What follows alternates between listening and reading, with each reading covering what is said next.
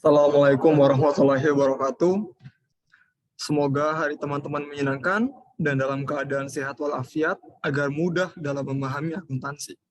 Perkenalkan, aku Aldian Irawan akan membahas tentang perbedaan pencatatan metode periodik dan metode perpetual. Oke.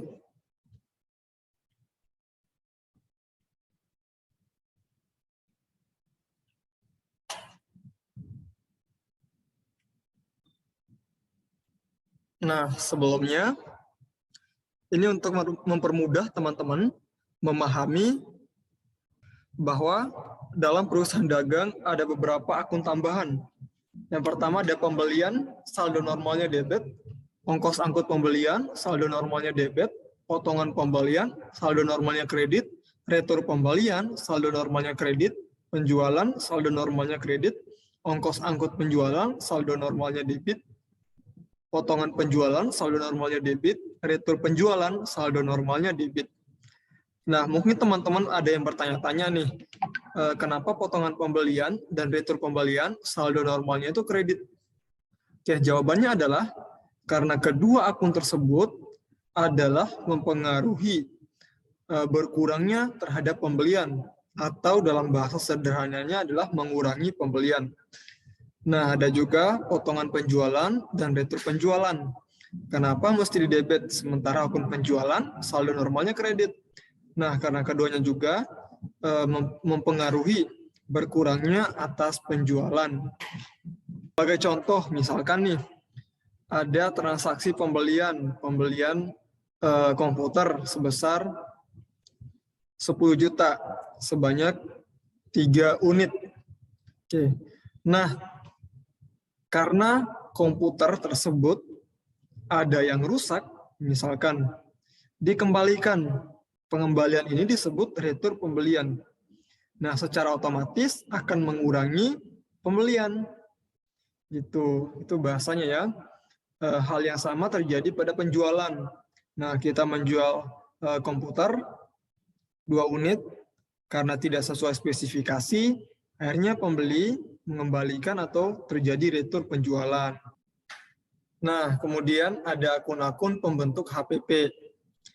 Ini ada persediaan awal pembelian, juga ada ongkos angkut pembelian, potongan pembelian, ada retur pembelian, ada persediaan akhir. Ada contoh penentuan HPP metode periodik.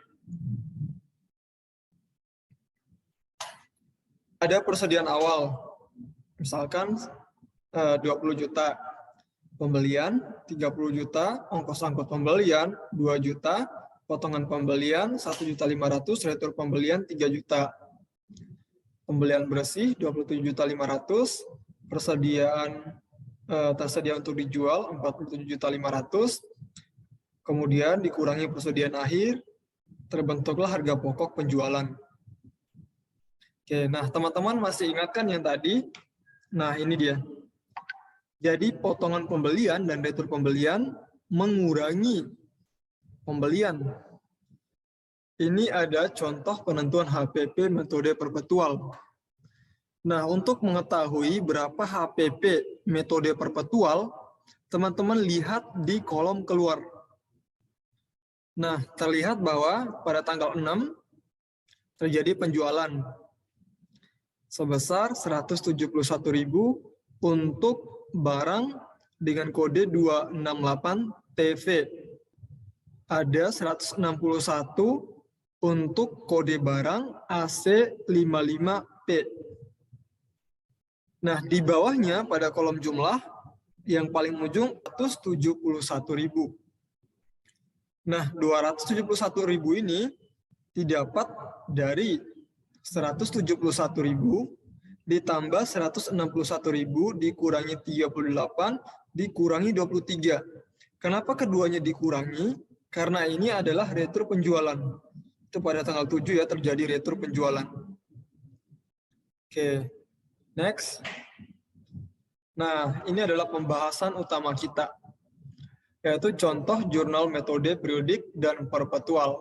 Lihat bahwa jurnal untuk transaksi pembelian, untuk metode periodik pembelian persediaan barang dagang debit, kas, atau utang dagang kredit. Nah, di sini terlihat bahwa ada perbedaan pencatatan. Jadi teman-teman perlu mengetahui perbedaan yang mendasar dari keduanya. Bahwa metode periodik tidak mencatat kartu persediaan setiap kali terjadi transaksi. Misalkan pada tanggal 15 Januari terjadi pembelian. Dan ini tidak dicatat pada kartu persediaan. Sementara sebaliknya pada metode perpetual itu dicatat karena metode perpetual pencatatannya dilakukan setiap kali terjadinya transaksi yang berkaitan dengan arus keluar dan masuknya barang. Oke, selanjutnya ada jurnal pembayaran utang. Untuk metode periodik, jurnal pembayaran utangnya adalah utang dagang, debit, potongan pembelian kredit, kas atau bank kredit. Kemudian metode perpetual, utang dagangnya debit, persediaan barang dagangnya kredit, kas atau utang dagangnya kredit. Nah, kenapa di sini di metode perpetual dicatat persediaan barang dagang? Perlu diingat bahwa pada metode perpetual yang berkaitan dengan pembentuk HPP, akun-akun yang berkaitan dengan pembentuk HPP tidak dicatat. Kenapa tidak dicatat? Karena sudah diakumulasikan ke persediaan barang dagang. Nah, selanjutnya ada transaksi jurnal retur pembelian. Metode periodik ada pembelian di debit, retur pembelian, dan pengurangan harga di debit. Kemudian utang dagang di kredit. Sementara untuk metode perpetual, jurnal retur pembeliannya adalah persediaan barang dagang pada utang dagang. Nah, selanjutnya ada transaksi jurnal penjualan. Untuk metode periodik, jurnal penjualan. Pertama ada kas atau piutang dagang. Kas kalau transaksinya adalah tunai, kemudian piutang dagang kalau transaksinya secara kredit. Kemudian ada penjualan kredit, ada ongkos angkut penjualan di debit, kas atau bank di kredit. Kemudian untuk metode perpetual, jurnalnya kas atau piutang dagang pada penjualan. Kemudian ada harga pokok penjualan pada persediaan barang dagang. Kemudian ada ongkos angkut penjualan pada kas atau bank. Untuk metode perpetual, jurnal penjualannya kas atau piutang dagang pada penjualan. Kemudian ada harga pokok penjualan pada persediaan barang dagang. Kemudian ada ongkos angkut penjualan pada kas atau bank.